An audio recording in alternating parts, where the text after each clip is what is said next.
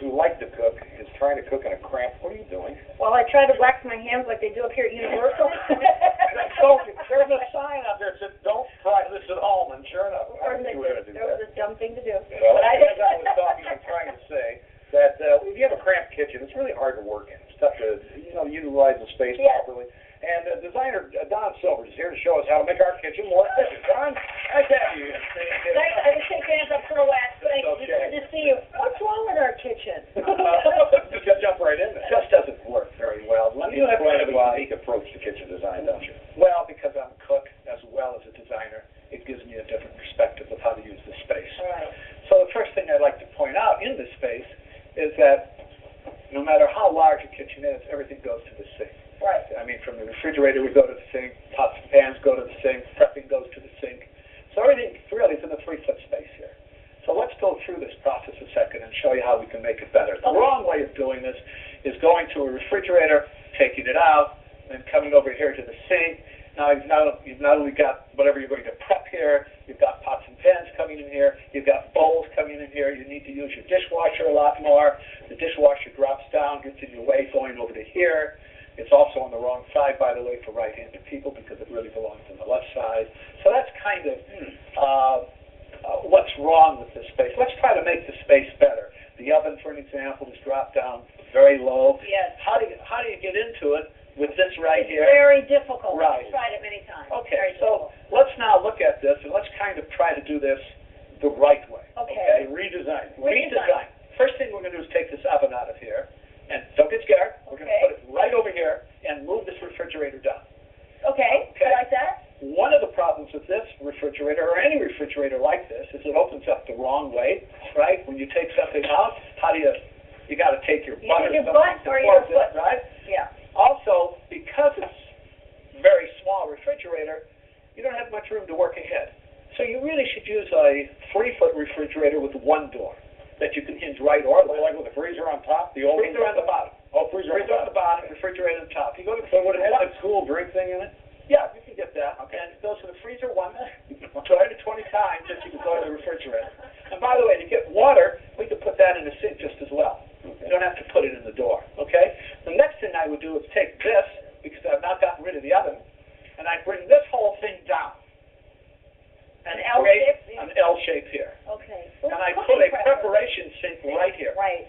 That then allows things to go on here as a secondary prep area, as a cleanup area, and never gets in the way of the cook, who's actually prepping and Are you cooking. taking these notes down, Woody? Okay? Yes, I am. Are you? I like this. I'd just like to say one thing. What? I hate Don. It's going to cost some money, let me tell you. The second thing I would do is not waste this wonderful counter space that we can really prep on, and take this and put it on a diagonal. Because nobody stands in the corner to work. You store stuff in the corner. Right, exactly. So this way, that then works very well. Got to take a quick break. We'll be right back to continue our redesign of our kitchen right in front of your eyes, and you can think about your own.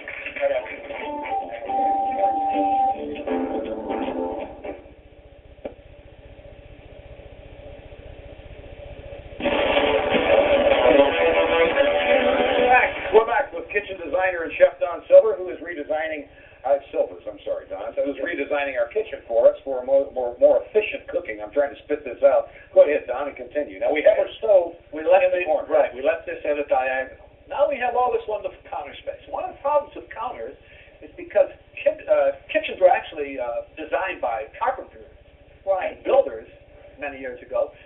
Counters became 22 inches. Dishwasher came in, became 24 inches. But actually, a counter at 30 inches deep is a much better counter because you can put your appliances in the back, and if you want an appliance garage to drop down to hide them, you can do that. You still have 15 inches of counter to be able to work on. So it makes it a much better thing. Using a 15-inch counter also then allows you to do this. Notice that I can put my hand back here.